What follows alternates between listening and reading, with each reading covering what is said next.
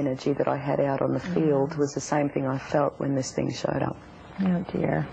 And what happened next when you had that feeling of horror? How long did this last? Did anything happen, like any physical marks the next day, any communication, did you have missing time that you knew of? No, it just seemed to just stand there and look at me, and then it was gone. But I just got the impression that I might have won this time, but there'll be other days. That's the whole impression. It's almost like it was there long enough for me to realise that, hey, this is real, and then it wasn't. And yeah, it wasn't a good year, I think, after that. It was sort of all, and that wasn't all that happened. I tend to forget a lot of things, but we had some very strange electrical phenomena going on around the house. Oh, interesting. We had major appliances blowing, light bulbs going all of the time. What do you mean? What do you mean, blowing up, or turning on and off by themselves? We had the TV turning on and off by itself. My husband's car would turn over in the driveway, like it was like with the sound of a car that's been flooded, with a kill switch on and the door's locked, and he'd run down to try and find. Yeah, he'd run down to try and find the thief, and the car's still locked, and the kill switch is still on. Oh my gosh! And no key in the ignition, and the car is going. And oh my! So this is to me, and I was getting electric shocks from things that shouldn't conduct electricity, like rocks and soil and wood and things out in the garden. I kept getting these shocks all the time, and I really think that, especially with the car, that somehow whatever we were in contact with out in the field had some sort of electrical charge or something that had started to, not only affect our bodies, but mechanical things like the car as well. So it was quite an unusual time. Wow, how long did those strange that stuff went on for about 9 or 10 months. So you were having migraines for about 9 months. Yeah. You were having strange electrical effects, and then they dissipated, stopped abruptly. Yeah, it just seemed to disappear. It just seemed to stop. And so the night visitation stopped after that 9 months as well? No, they were only the first 5 months. First 5 months. So after 9 months after, as far as you know, you have had no experiences? Well, not anything like that, no. That type of an experience. Yeah. Now, had you had any experiences at all prior to August '93 on the road? Well, there's only one experience that now makes sense, and it didn't then. In 1991, I was living in a Melbourne suburb, Laylaw, and I was very, very pregnant with my third child. 9 months pregnant, right? Yeah, very pregnant. And minutes away from due date. I woke up in the morning lying spread-eagled on my huge stomach, balancing on the bed with my arms and legs sort of off the bed, with my son kicking me, and my waters had actually broken, and it was really hard actually to get up off the bed, and I don't even know how I got in that position, but I got up and I started to walk towards the door, and I noticed my nightie was on inside out. And then I thought, when did I, it's a bit stupid putting that on backwards, and I asked myself, when did I put it on? And I could not remember going to bed. The last thing I remember was sitting out in the lounge room, and it's the first time in my life where I hadn't remembered doing something. And I sort of, ticked over in my mind, and because I was going into labour at that very time, sort of the concern about it lasted till about as far as I got to the bedroom door, and that was it. There's other things sort of took precedence over it. But I also came up with these marks on the side of my legs, which were like deep grooves and that were dark purple, and they all seemed to come up around the same time. And it's only now,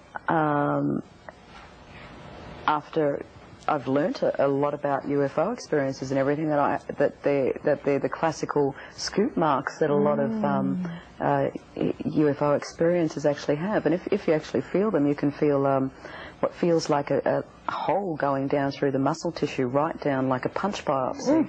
So you still have that mark on your ankle? No, on both of my calves. Both of your calves? Yeah.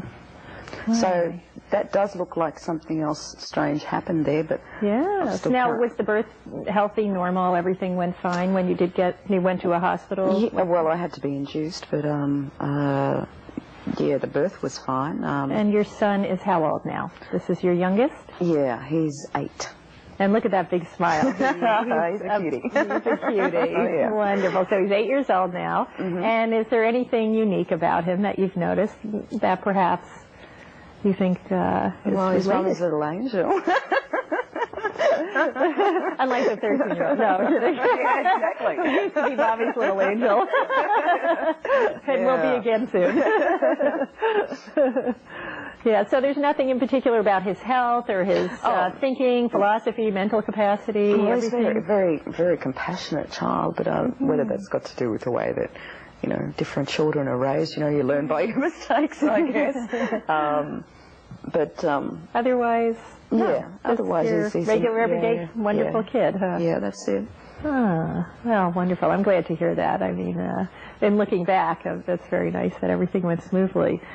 Well, so this is an absolutely extraordinary case. I mean, the amount of evidence you have between the landing marks and all the things that happened to the soil. I know that I have a little list here, if you don't mind, just to summarize things for people. That's fine. The evidence that you have. Let me get the soil effects here. There's 6 soil effects that I got now. What I'm reading off of now, just so people know, is off of an article that you wrote that is on the internet through the, let me just double check, MUFON LA website, because you were just down there doing a presentation for them as well, along with a lot of other places. Kentucky, Canada, Northern and Southern California. And the 6 soil effects. Now, you had mentioned that there was it tannic acid? Is that the tannic acid is probably the strange one, because it was it should have been dissolved with all the rain. It was actually coated in an unidentifiable waxy substance, which seems to be a residue left from... Yeah, what's the waxy substance? That's incredible. Is it plant material or wax? I mean, it was... What a strange... They couldn't really identify it, except that it was... You know, it was waxy. As I said, it seemed to be a residue left, and it was only in this crescent-shaped magnetic anomaly. In fact, all of the soil changes and changes in the chemistry were confined to that crescent-shaped magnetic anomaly and the ground within that. So out of the entire large area that they tested, most of the... Everything was inside of that, yeah. Now, how was the foliage of the area? Oh, that's very interesting, actually. All of the foliage in the crescent area, including blades of grass, leaves, everything, was covered in what looked like little holes everywhere. It's like a constant abrasion through everything. And this little hole effect seems to go further, because it was actually in the soil as well. The soil seemed to be filled with little air holes, as if water had been drained from it very, very rapidly, like some kind of... rapid dehydration. Yeah, exactly. That's a little bit similar to what happens in some crop circles. That's very interesting. They've had that happening, the hardening of the soil, the rapid... The compacting, exactly. Yeah, so the compacting from the pressure, the minute air holes. Also, there was a great deal of sulfur present in that crescent. Yeah, an extraordinary amount, actually, in the semicircle. Sort of... But after my experience, all I could think of was fire and brimstone. The sulfur comes in really well there, doesn't it? I wonder if that's where that original association came from. You know, that's very possible. Very interesting. Now, and the other cross-reference that we have between you and the other 2 carloads of witnesses, a total of 6 people from 3 different vantage points. Well, the 6 of you were along the road.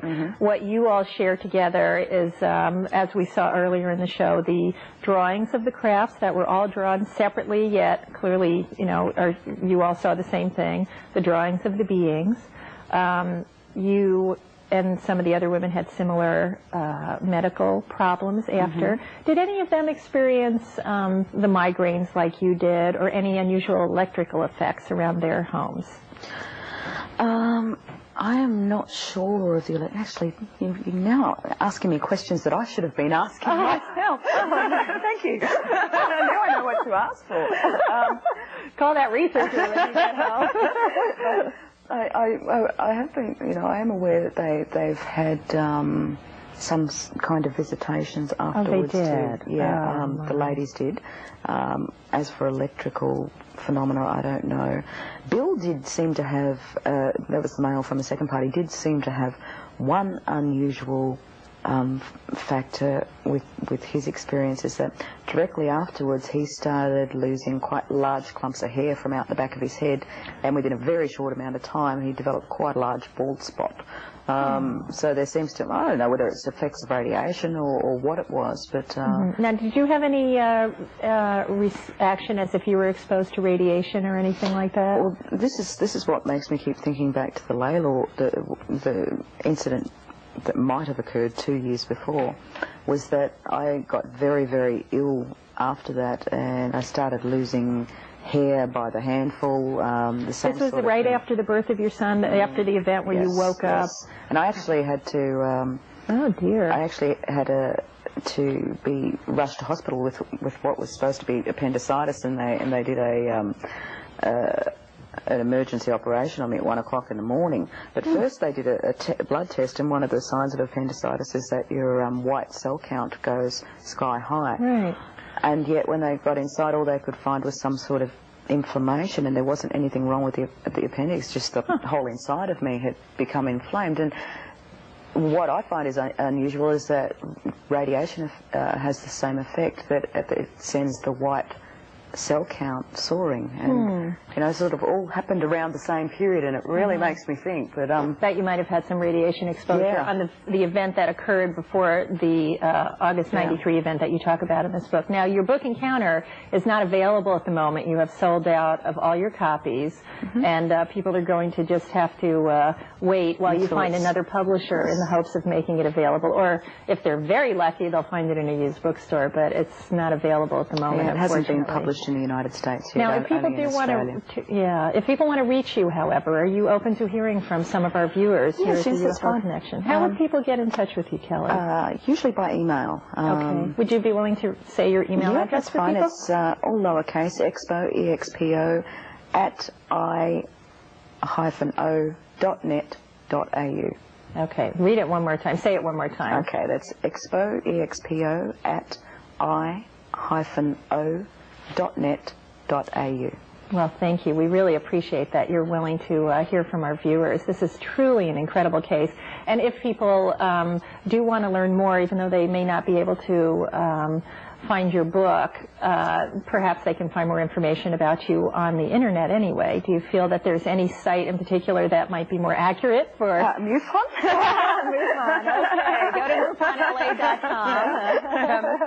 Very good. I'm glad you feel that's responsible. MUFONLA.com will have accurate information about Kelly CaHill's case. Her last name is CaHill, just so the viewers know how to spell that when they're typing it in.